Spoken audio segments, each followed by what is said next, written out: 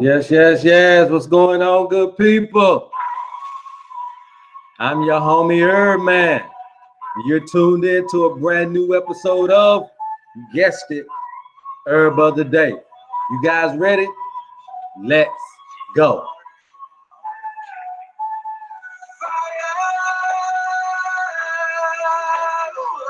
Go tell somebody, man, you rocking with the best, man. I'm your homie Herb, man. And this is your #1 station for herbal education, man. And we're going to keep getting it to you, man. Without further ado, we're talking about buckwheat today. So if you know anybody dealing with diabetes or dealing with, arterial inflammation or arterial issues, this is going to be the video for them. All right. So without further ado, man, let's go ahead and switch this camera around. Let's go ahead and get to it, man. Shouts out to all the supporters out there. If you guys are new to the station, hit the logo on your screen right there and that notification bell so that you never ever miss a daily episode of the Herb of the Day show with your homie. All right, let's go. See here what we got. All right, man. So you guys should be looking at this. And again, you rocking with the best. All right, what is our herb of the day? All right, like I said, it is called buckwheat. And it originates in the South Asia region of the world. All right. And it is an annual, there, I know that's misspelled, but it is an annual plant. All right. And the climate is temperate. And it grows to about 1 to 1.5 meters, give or take, normally around the 1.3 range there. You guys have probably heard of buckwheat, the flour. So, buckwheat flour, not literally the plant, but the actual flour that you can use for baking and for frying your foods. Well, this is what this derives from, okay? So this is buckwheat, the plant, all right? And it only goes by that name, and it has a scientific name of Fagopyrum esculentum. Fagopyrum esculentum. All right. And then there's a slew of other ways you can say it depending on what country you're from. And the parts that we talk about here are normally going to be the flowers and the leaves of the buckwheat. All right. We can grind them up and we can make the flour. All right. Now, what are some of the actions that buckwheat has? Now, this is why this is such an incredible thing for you guys to want to look into. It has the action to be a vein restorative. Now, a vein restorative, that's almost like heaven right there, right? Because what is the #1 disease that we die from? Heart disease. And the one thing about it is that we can't restore our veins the way that we want to be able to. I mean, cholesterol does all it can to try to heal up your veins. But again, the side effect of it is it clogs up your arteries. So we look at cholesterol to being a bad thing, but cholesterol actually is there to try to help out what's going on with your arteries. And it just so happened that enough buildup of it will clog your arteries, but it's actually a friend of yours. Okay. Now, this particular buckwheat also has hypotensive action, which means it lowers the blood pressure. So for high blood pressure people, this is going to be something you may want to look into dealing with, especially when you're talking about eating your foods and baking and doing all that. Anti-hemorrhage. So it's very good at stopping bleeding. It is also acts as a vasodilator. Now, this is very interesting because this helps the blood flow. Pretty much, it promotes your blood flow, and so that's going to be very unique when you're having issues with blood flow getting through your arteries. Okay. Now, this contains rutin. Rutin is an anti-coagulant.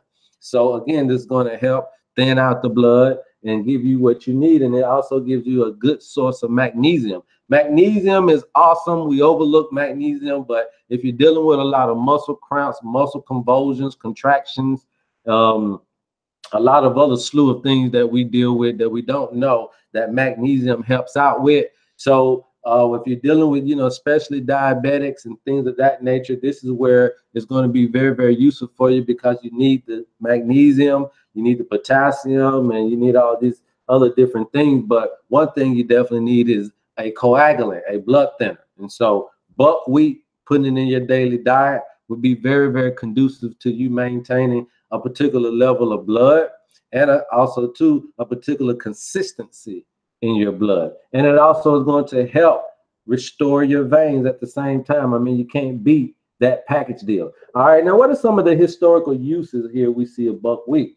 It is good for radiation damage. So people have been using this in cases of breast cancer and things of that nature. It is also good for high blood pressure because it's a hypotensive, so it's going to lower it.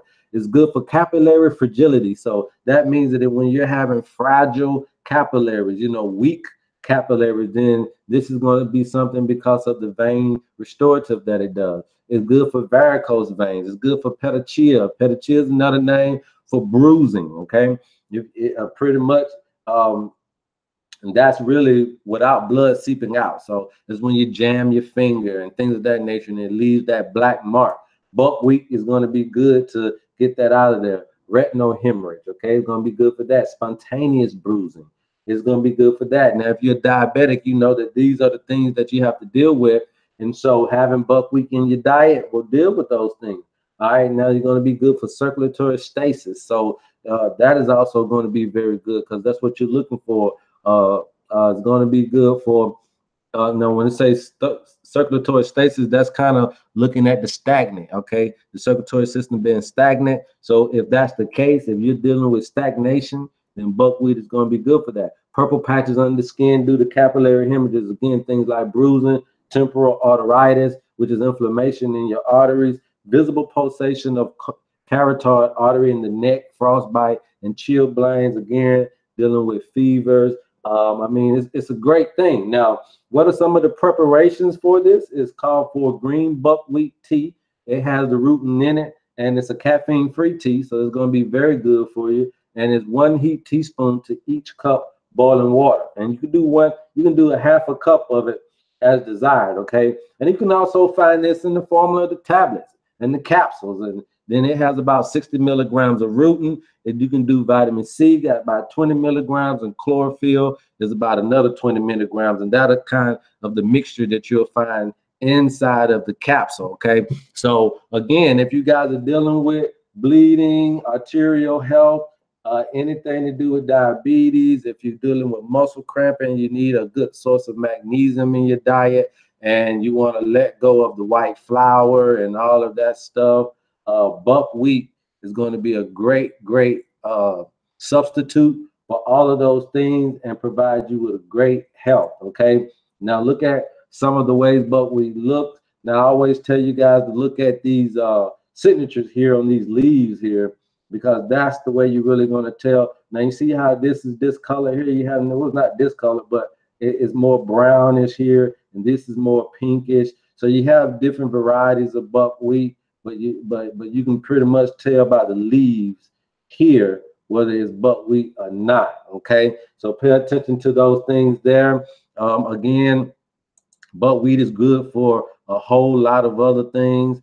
You know, that we can go down the list on here, but what I recommend you to look into is the fact that it is a great vein health for arteries. I mean, I think you can't beat that. I could say a whole lot else about this particular herb, but when you're talking about that and that being the #1 way we go, it's going to be good for that, man. I mean, I think that's good.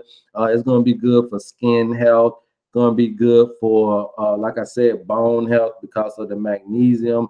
That's going to also help with osteoporosis if you're dealing with that.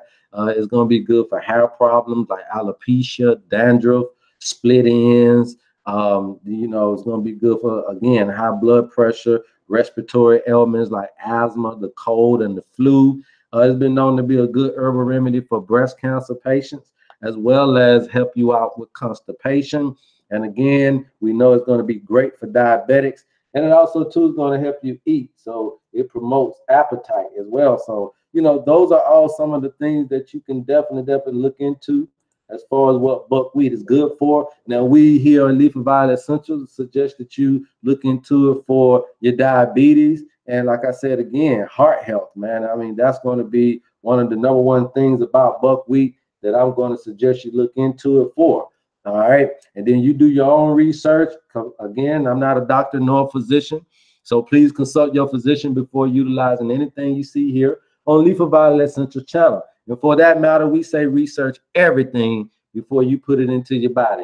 Hey, man, I want to give a shout out to all of my supporters, man. And if you guys are new to the station, the way you can stay connected and join the family, follow us on Instagram at Lethal Violet Essentials INC, Facebook at Lethal Violet Essentials INC. You can subscribe for more videos so that you never miss another Herb of the Day show at our YouTube right here. You can also follow us on Twitter at Love Herb Man. We have several ways for you to get at us, man. You can always leave comments, as well as you can go to our website here at lethalvioletessentials.com. All right, well, we'll have all of the products that we feel like we can put out to you guys. We want to make sure that we give you guys the best that you know you can possibly have here, man.